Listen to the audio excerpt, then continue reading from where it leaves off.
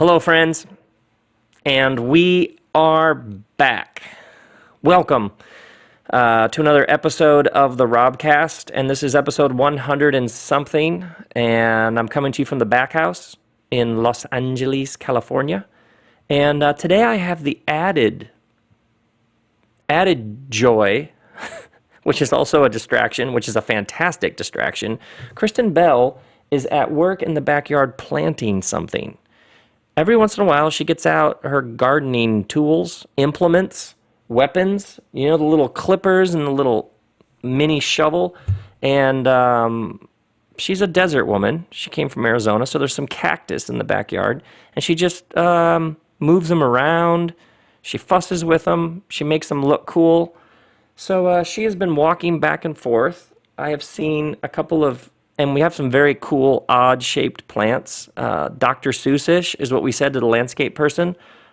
We would like it to look Zen, desert, Dr. Seuss-ish outside the back house. So she just walked by with something interesting in her hand. There was a garden hose involved. So if at all I sound distracted, it's because Kristen is walking back and forth doing who knows what. And when I'm done with this episode, I'll go out. And as always, I'll be like, I never would have thought of that. That looks so cool.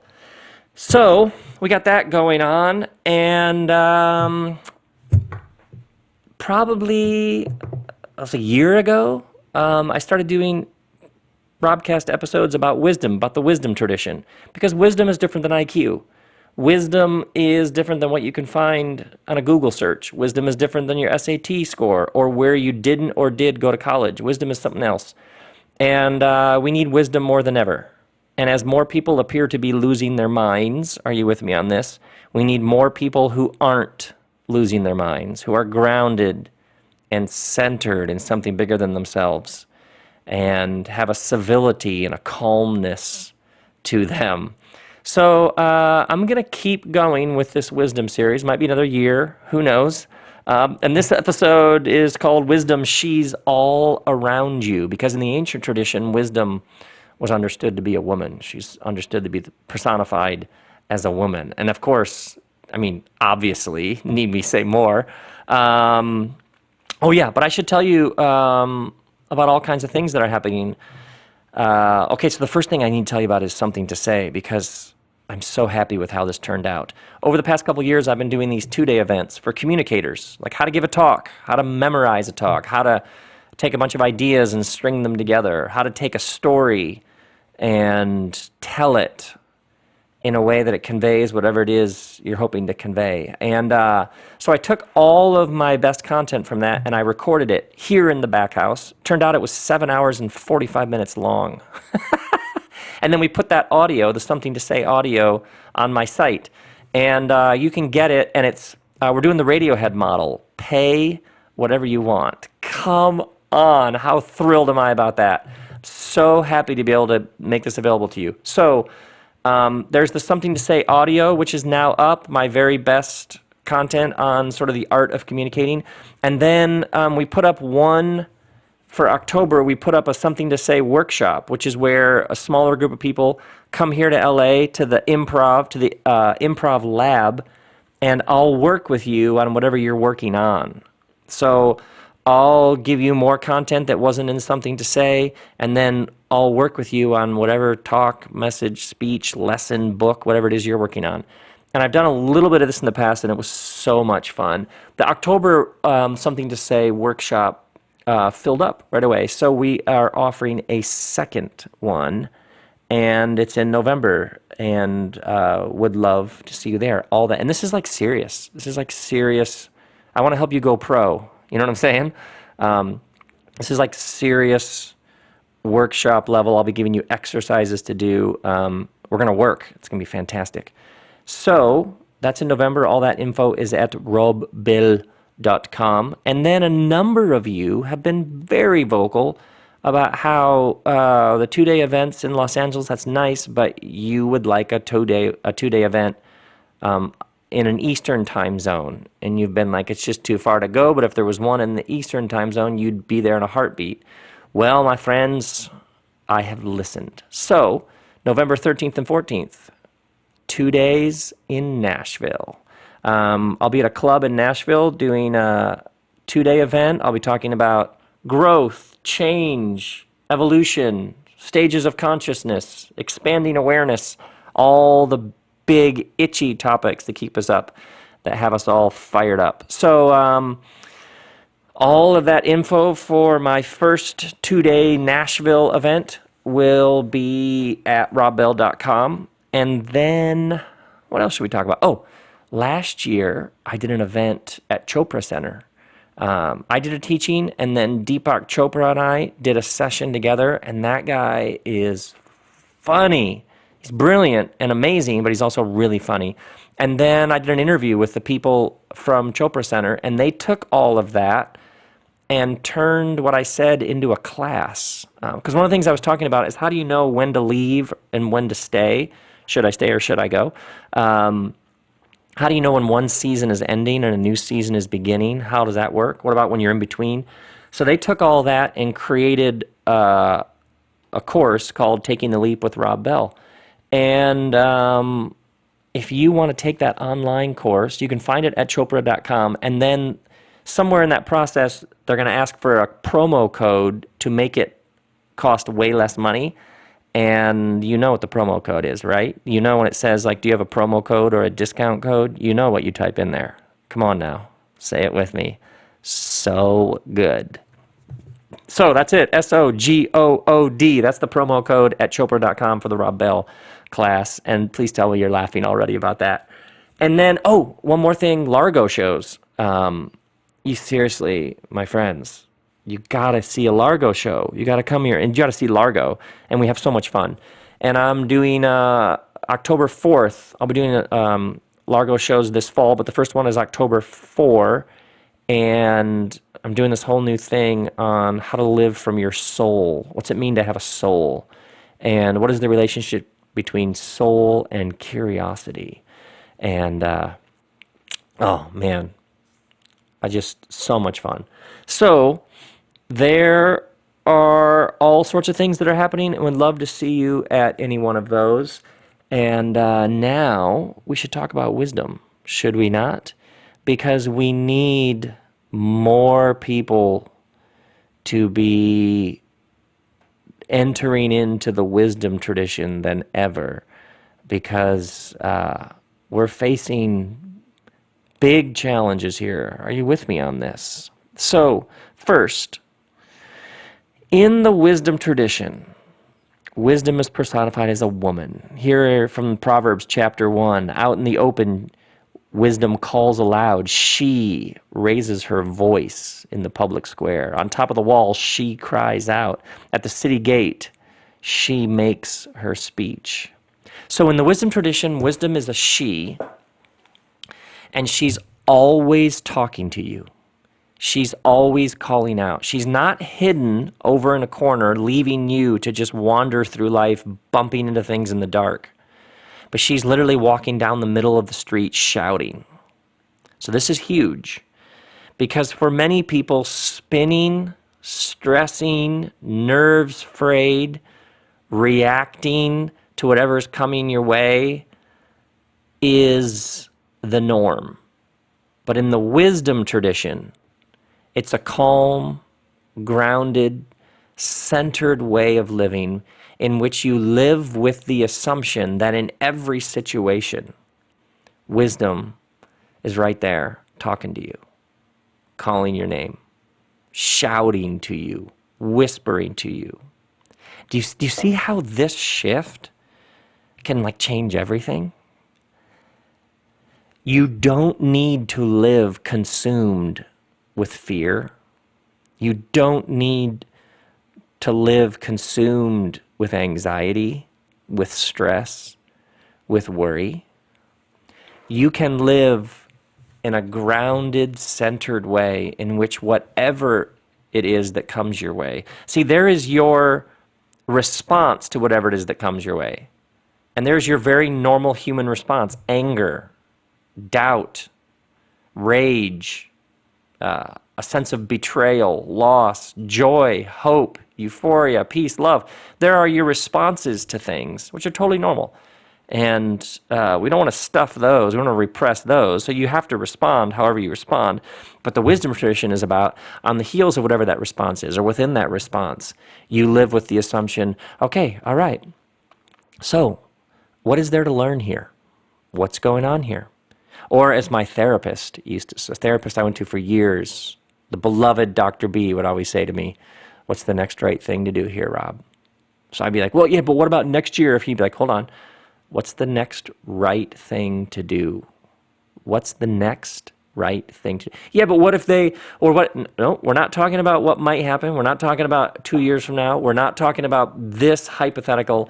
We're talking about what's the next right thing to do.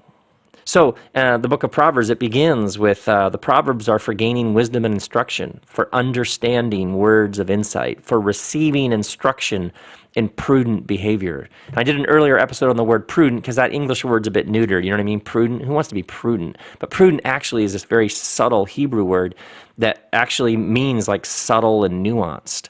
So in the wisdom tradition, it's for receiving instruction in the subtleties and nuance of behavior. Essentially, in the wisdom tradition, it's assumed that there will be situations that aren't black and white.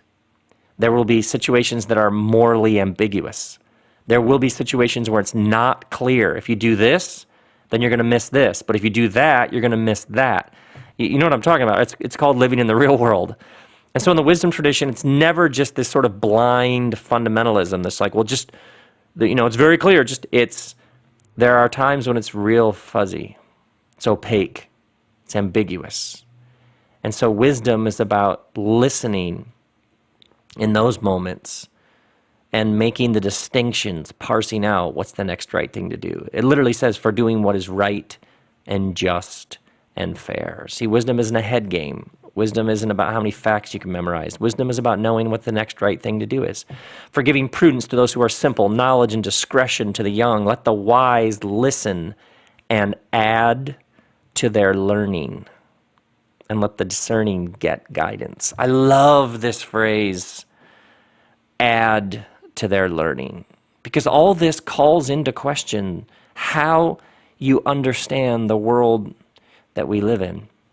A while ago, I was at a party, and you know that thing at a party where you're like meeting people, like where are you from, what's your name, what do you do? And I remember meeting this woman who said, in the course of who are you, what do you do, and all the normal party chatter, she said that she had been a nurse, something like 36 years, something like that.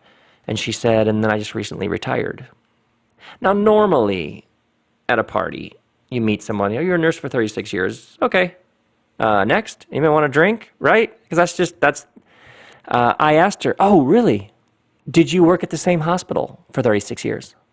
She said, yeah.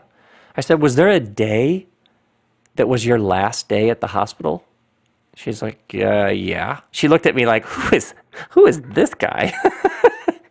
She's like, no, you know what I mean? It's like, wait, you're asking me questions about myself? What is going on here? So I said, was there a last day at the hospital? She said, yeah. I said, what was that like? Was there a day that was like the last day you pulled into the parking lot? What were you feeling? Tell me about it. So she told me about it. I said, did you have like a box when you walked out at the end of the day, like with pictures and a coffee mug, like your stuff? She's like, actually, I did. I had like a little box full of my belongings. And I said, what was it like to put them in the car and then drive out of the parking lot for the last time? And then she told me what that was like. And I said, what was it like the next day when you woke up and after 36 years of going to the same place, you didn't go to the hospital? What was that day like? And then she told me, what was that day like? And I was like, oh, now it's been a number of months. What's it like now? Now that you haven't been in that routine for a while. And then she told me what that was like. And here's the thing. Here's the thing, my friends. It was fascinating. It was really, really, really interesting. And I would argue that a lot of the time you are one or two questions away from very interesting, fascinating things.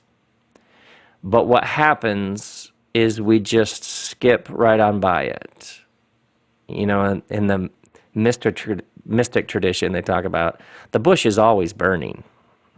You just passed by it. Or I would say you passed by, but your head was down because you were texting.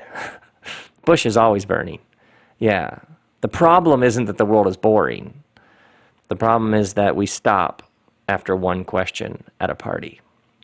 So the reason why I tell you about that woman who was a nurse for 36 years and then retired, and all of the interesting things I learned, just asking her a few. I mean, anybody can ask questions. And that's actually the thing that's really important to understand. You don't have to be very smart. I'm a classic example of this. You do not have to be very smart to ask questions. You can just start asking questions.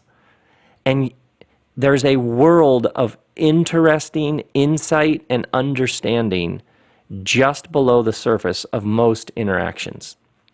And most people just skip right on by. I tell you about that nurse, that retired nurse, because when you enter into the wisdom tradition, you have to challenge the assumptions many people have about the world that we're living in. For many people, it's just stuff comes at you and you stress and you worry and you just try to deal with it. But you can see it a different way. There is your very natural response to whatever came your way.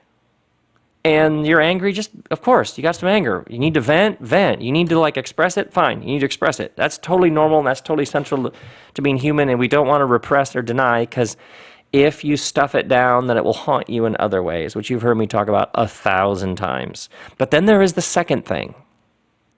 There is your very natural response to it, and then there is your second impulse, which is questions. What is this? How did this arrive here? Have I been through this before? Have I seen anybody else go through this? Curiosity is one of the engines of the wisdom tradition.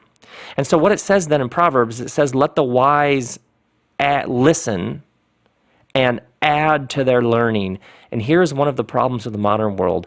Lots of people don't listen, and so there is no accumulation.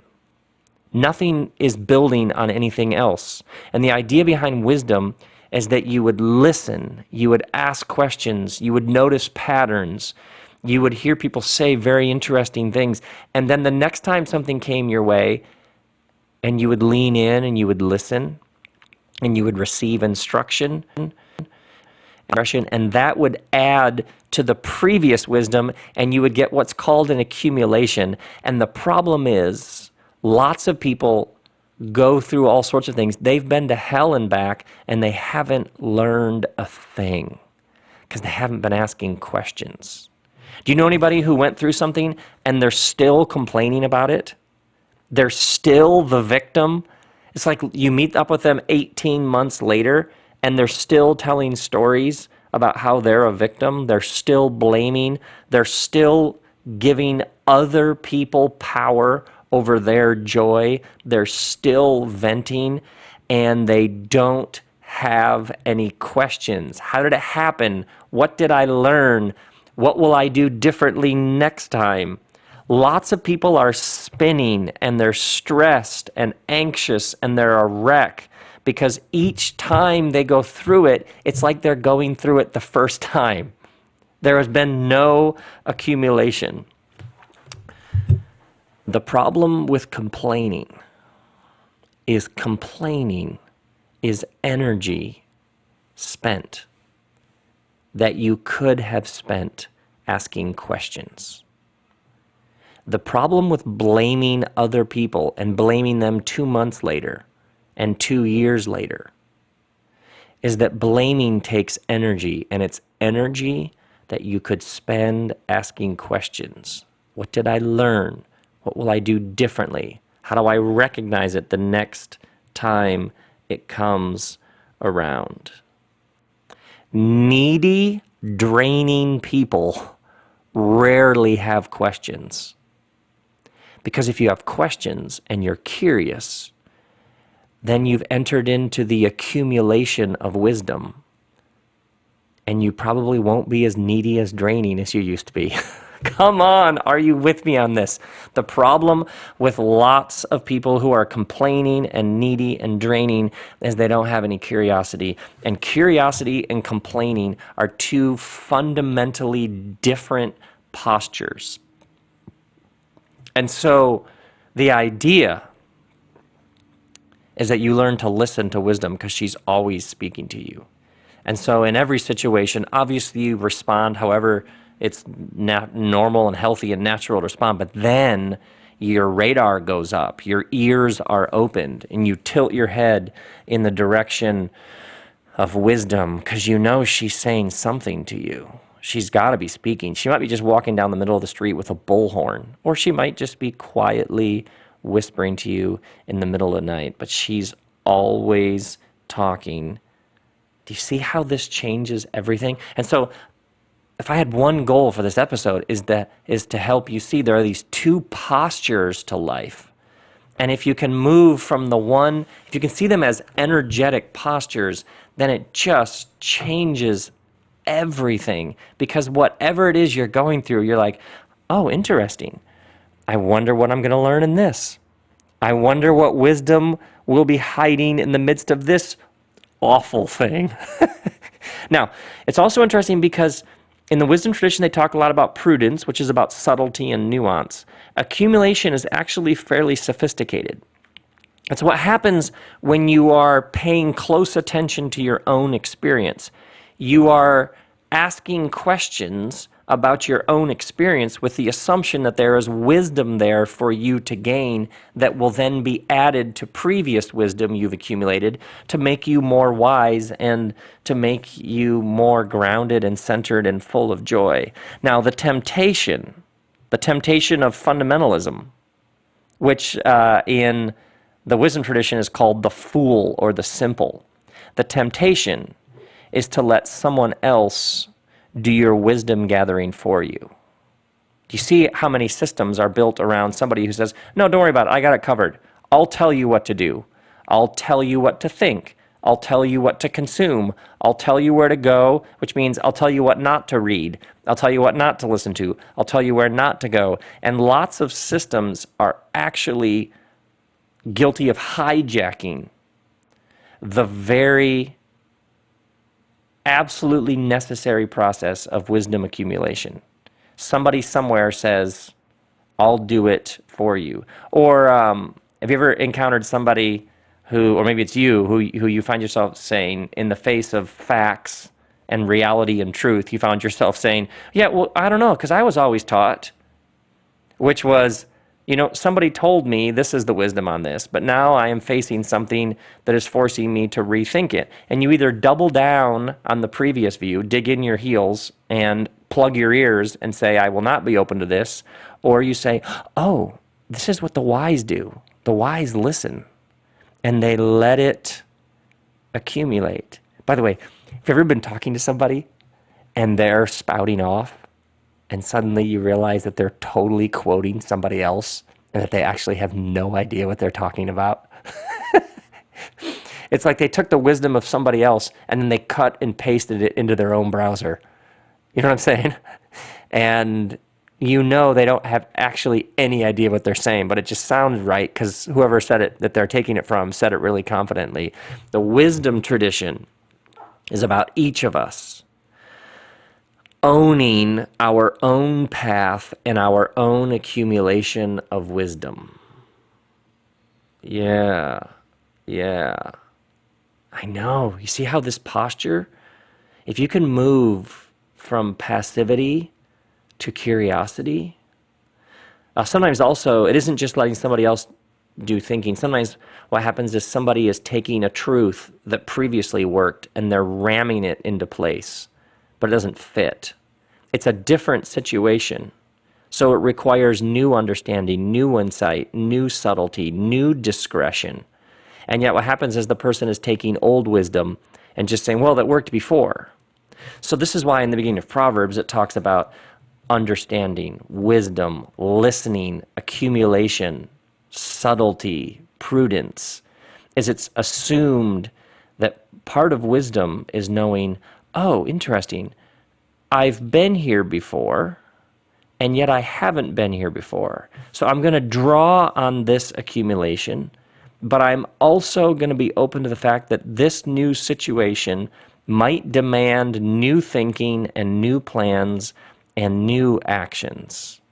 That's why there are all these verbs: gaining, understanding, receiving, doing, giving, listening, getting. It's a different posture. And some people have been to hell and back and they don't have any questions and they haven't learned a thing. So the real art is to pay attention to your own story.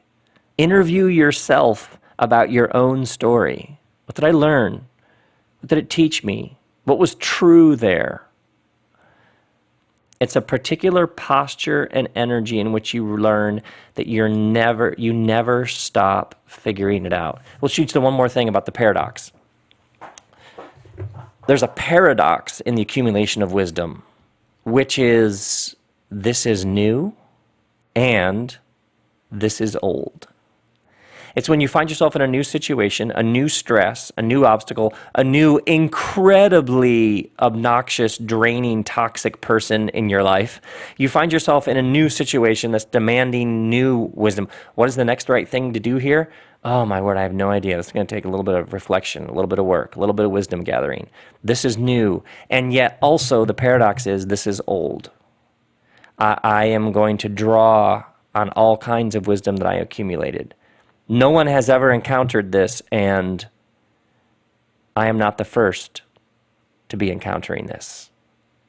The paradox at the heart of this is you face things with, oh, this is a challenge. This is gonna take something, and everything I need I already have. By the way, side note, interesting people find the world interesting. Interesting people find the world interesting. This is central to curiosity, and this is central to the wisdom tradition. I guarantee the people that you find most fascinating and most interesting, they are people who find the world interesting. The reason why you find them interesting is because they're not bored. They're full of questions. And as long as you have questions, something interesting will always be happening. Now, let's take all of this and let's make it about you today. So, whatever is currently vexing you, I like that word, vexing. You with me on that? Okay, whatever is stressing you right now, whatever it is before you put your headphones in, before you hit play on your podcast player machinery, what's stressing you? What's overwhelming you? What's bothering you? What's frustrating you? What is causing you to be flummoxed? Yeah, and this might be the personal, might be finances, might be health, all the way to the communal, might be your town, might be your neighborhood, tribe, workspace, might be political, might be our nation. Oh, God knows. We got stuff there. Whatever it is. What is it? What is it? What's the thing? What would you call it? And I don't mean, oh, it's just my brother-in-law. No. What is it about it? What is it about the job? What is it about the bills? Central to the wisdom tradition, you got to name it. You got to describe it. You got to articulate it. I've met people who say, I feel stuck. Got it. You feel stuck. What do you mean? If you stay there at, oh, I just feel stuck, you're not going to get very far. What is the stuckness? What is the nature of the stuckness? That's a pretty fantastic sentence right there. What is the nature of the stuckness? Have you felt stuck before? Have you felt this kind of stress before? Have you been here before, whatever it is? If you've been here before, is this time similar or is it different? How is it similar and how is it different? How did you pass through it before? How did you know? Were there stages that you moved through? Does anybody, and remember, wisdom is always communal, so you move from the individual to the communal. Is there anybody you know who has been in this place before? Is there anybody you know who's been through what you're going through now before? Is there anybody that you could go and ask them questions about this? In the past, when you acted in this kind of situation, where did it lead you? What did it lead to? What was helpful? What wasn't? Were there things that people told you that were helpful? Were there things that people told you that weren't helpful? By the way, giant assumption that can change your life. Whatever it is that is stressing you. And this has helped me so many times, is I just stop and I ask, what is the giant pool of wisdom on this? Because somewhere there is wisdom on this. You're not the first. Picture like a giant pool, and then how can I get my swim trunks and jump in it? I am flummoxed, to use that word twice in one podcast, by people who are going through something that's really difficult and it's really throwing them for a loop. And it hasn't occurred to them that there might be other human beings on the face of the planet who know something about this particular thing. I begin there. There is a giant pool of wisdom on this somewhere. Is it your grandparents? Is it your friend? Is it a book? Is it a class? Is it a song? Where is it? Is it a neighbor? Is it somebody you met 3 years ago that you could just call out of nowhere and say, hey, honestly, could you help me? Where is the pool of wisdom on this? And here's the move that you are making in that moment. As soon as you ask that, you are going to move from stressed to student. And that is the giant shift when you come to see that wisdom, she's all around you. As you move from whatever it is stressing you to becoming a student of it. What is it? How does it work? Have I been here before? What's the wisdom on this? If you can move from complaining to curiosity, if you can move from feeling cramped in and like trapped to questions, what are the best questions to ask here? This energetic shift changes everything. If you can move from languishing in it, just letting it pummel you, to listening. Okay, wait, she's got to be talking on even this. If you're in the presence of one of those toxic people who step all over your boundaries and they just suck the life right out of you, you pause, you take a deep breath, and you say a prayer. Like, I need to hear wisdom. She's got to be talking to me right now. She's got to be talking to me right now. If you encounter somebody that you admire, man, ask questions.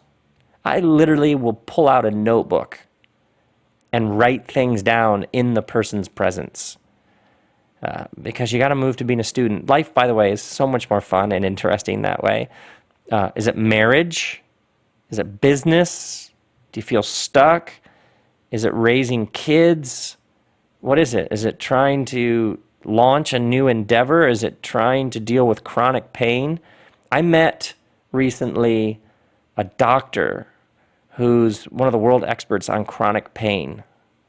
Don't even think we were eating together. Don't even think that guy, like, when I got done with that guy, I probably shouldn't say it that way. When I got done with that guy, I probably asked him 50 questions. Of course, he loved it.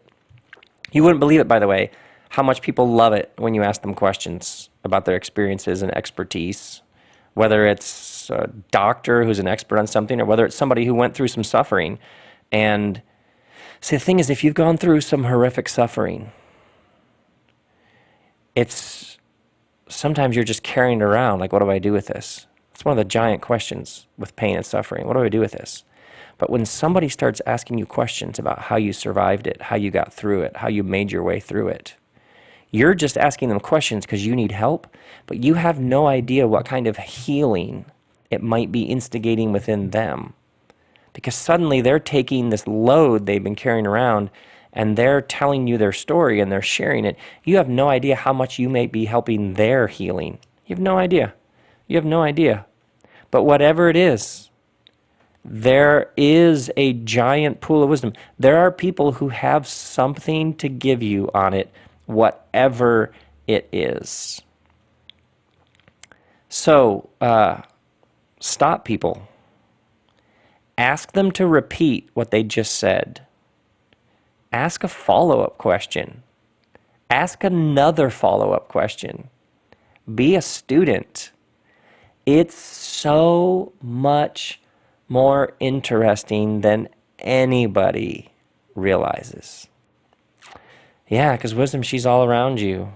She's all around you. And the question to ask of your story, whatever chapter of your story you're reflecting on, is, what's the wisdom here? What's the wisdom here? What's the wisdom here? It can change everything, my friends. It's like an energetic shift in your posture towards life. And we'll never stop figuring it out. But I remember, I should tell you, I cannot talk about this without telling you this story. In one of my most beloved friends, I met him in 2011 at a party in New York. And he walked up to me, we introduced ourselves, and he started asking me questions. And I was like, this guy is his questions are so interesting. This guy is like really interesting. Who is this man? And partway through, I was like, wait, what was his name again? And he had given me his name, and suddenly I realized, oh my word, this is Carlton. Oh, this is Carlton Cuse. This is the guy who made the TV show Lost. He's one of my beloved friends now. But my first impression of him, if you've ever seen that show Lost, and you're like, that show, how in the world did someone cook that up? If you meet Carlton, my first impression of him, which has only been reaffirmed 5,000 times, is he's curious. He's curious. Yeah. Brilliant. But first and foremost, he's curious. Interesting people find the world interesting. And I'll never forget meeting him. I mean, like, this guy is like the man. He could just be sitting somewhere and he'd have a line of people to talk to him. But at this party, he's wandering around, he meets me, whatever, and he is asking me questions. No wonder his life is so interesting. No wonder he's such a great man. He's curious. He's curious. He's curious. And that's my hope and prayer for you. That whatever it is that right now has got you down, it's beating you up, it's got you flirting with despair. If you could, at some deep level of soul and spirit, if you could see yourself as a student, and if you could shift to curiosity, what is this? What's this doing to me? Where's this headed? Have I seen this before? Who knows about this? Who could I call? Who might have wisdom on this? What is wisdom saying to me? Have I been here before? If you could shift to questions and curiosity, who knows? Who knows where that might lead? Grace and peace, my friends.